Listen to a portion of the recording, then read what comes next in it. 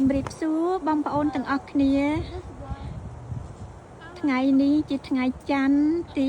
13ខែ10ឆ្នាំ2025អូនជំរាបសួរបងប្អូនទាំងអស់ចៅខ្ញុំហើយនឹងកូនខ្ញុំគេមកលេងផ្ទះនៅឆ្ងាយពីគ្នាប្រហែលជា1ម៉ោងជាងប៉ុន្តែពេលខ្លះក៏ជាប់ផ្លូវបើករហូតដល់2ម៉ោងជាងក៏មានគេមកលេងផ្ទះឥឡូវនេះចិត្តទៅត្រឡប់ទៅវិញហើយខ្ញុំក៏នាំកូនមកបេះផ្លែឈើ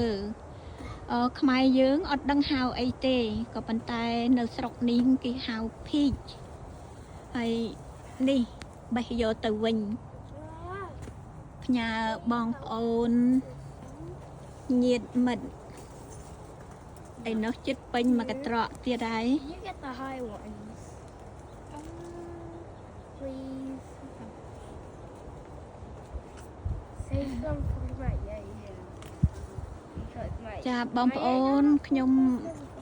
អត់មានអីទេខ្ញុំមានតែប៉ុណ្ណឹងបង្ហាញអរគុណច្រើនបងប្អូនអូចៅខ្ញុំលើកណែមកកត្រកទៀតហើយអូយកុំធ្វើមុខមាំពេកចៅញញឹមផងញញឹមមកស្រស់ផង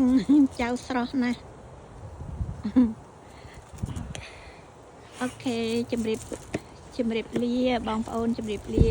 សុខសប្បាយទាំងអស់គ្នា